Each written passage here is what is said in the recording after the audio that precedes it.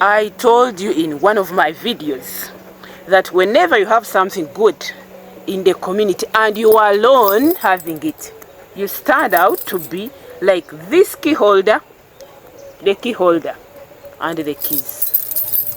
That's why Christine, being the principal farmer, I always come here to share with you some of the things that we have to do together, and we create very many hunger-free communities. So I'm a farmer in the semi-arid areas of northern Uganda, and today I want to show you why I chose to be a fruit farmer, not any other thing. Somebody would say fruits take longer to grow. Fruits need a lot of attention. Fruits are not very much beneficial in one way or the other. You don't make your money that fast. But for you, you took that path. Why?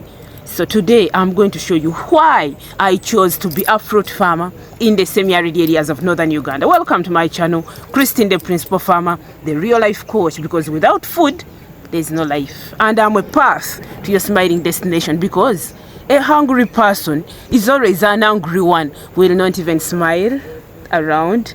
We'll always stay hungry and angry. So when you're hungry and you're angry, the two can make really somebody to be troublesome even in one way or the other. So I'm going to show you how we are going to work together such that Christine doesn't be like this key holder and the keys.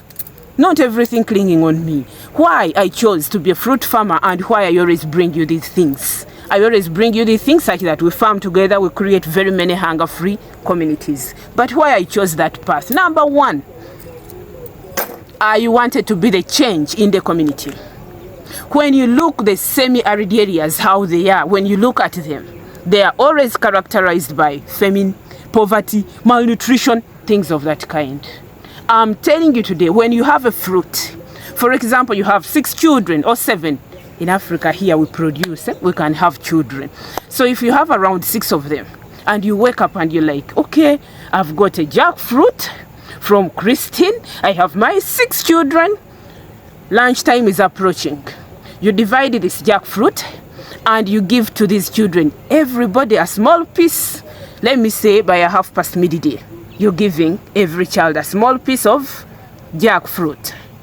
When it comes to lunchtime, these children won't be that hungry. So you serve them some little food, and again you add them some little avocado. Ha! This meal, I'm telling you, children are going to get satisfied. They are going to stay happy. At the end of the day, they'll even support you in the garden work. So I wanted to be the change that the community didn't have. I wanted to create that change. We see how we can farm these fruits from Eden here. People learn from us. Yes, people learn from us. They also do it. So I wanted to be the change the community didn't have. The community lacked. The change started with Eden, with us at Eden here, from the principal farmer, Christine. Number 2, why I chose to farm fruits. Yet people say they take long to give you profits. They take long to see their benefits. But I chose that path. Why? I wanted to sample different fruits, whether they can grow in semi-arid areas. Yes, different fruits can grow in semi-arid areas. Right now, we are on fruit number 20, which we are sampling here at the farm. We have a lot. We started with jackfruit, avocados, bananas, the short and the big ones, oranges. We have cocoa. It has also come at the farm. We are trying it. Right now, number 20, they are strawberries. All these things, we are sampling them to see if they can grow. And whatever we sample and we find it can grow, it goes to the nursery bed, such that those who want to farm with Christine, the principal farmer, they'll come and get these things from us. So that is what we do. That is number 2. I wanted to sample different fruits, if they can grow in these kind of areas, the semi-arid areas where I'm farming from. Number 3, why I like farming fruits, why I decided to take this path. It is cheap to me. You plant an avocado like this one, This is the youngest I have at the farm here. The rest are much bigger, much taller, and they have really grown. So this is the youngest I have. So if you have planted an avocado like this one, you don't have the money to do the weeding all the time. Like down here, for us, we've done the weeding. But if you find you don't have the money to do the weeding, you can get a slash and you just slash around. You clean up like that. Then also, as these trees grow big, the shade that is provided from the branches can control the weeds which would have grown under. They can control the weeds which would have grown under. Actually, this one where it has reached, it needs some pruning, but now it is a bit dry. We cannot do pruning right now. So you find it is cheaper to farm these trees in a cheapest way possible. And remember our channel, we have the cheapest, the easiest, the quickest and best methods of farming. Farm with Christine, I mean subscribe to my channel. We do this together. So a tree like this one, you'll find it is easier to maintain it than somebody who has farmed any other thing. These other food, cash crops and things of that kind. So it is cheaper indeed to farm these trees. Number 4, why we decided to take this path: to fight malnutrition among children. These are characteristics of semi-arid areas. People are broke, they don't have money, they are poor in a way or the other. So if somebody has no money to buy the food from wherever, like for us here in northern Uganda, we get most of the fruits from the eastern part of this country, Uganda. They are the ones that feed us most of the time. Until maybe for Christine will mature, will grow, then you can feed from Eden.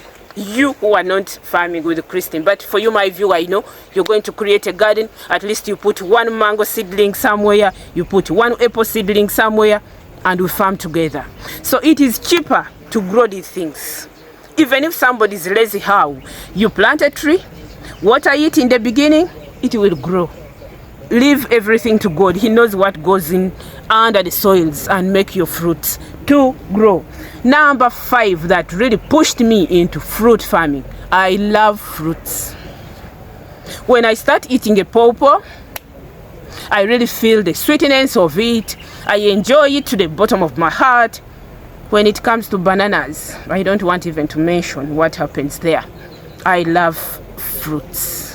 When I eat them, I can spend a whole day when I've not known the cooked food.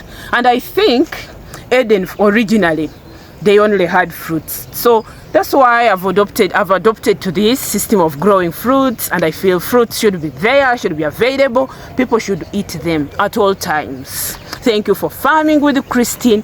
Keep farming with us. Subscribe to this channel such that we move together, we work together, create very many hunger-free communities. It is mission possible, very much possible. You have a smaller piece of land, start from there. Don't just say, I'll go to the market. Day 1, day 2, 365 days you're going to the market every day. You have some small land, your grandfather's left for you some acres, your father left for you 2, so you have around 7 altogether. I started small and here I am today, still farming. So we can do this together. It is mission possible. Subscribe, but above all, stay blessed in the mighty name of our Lord Jesus Christ.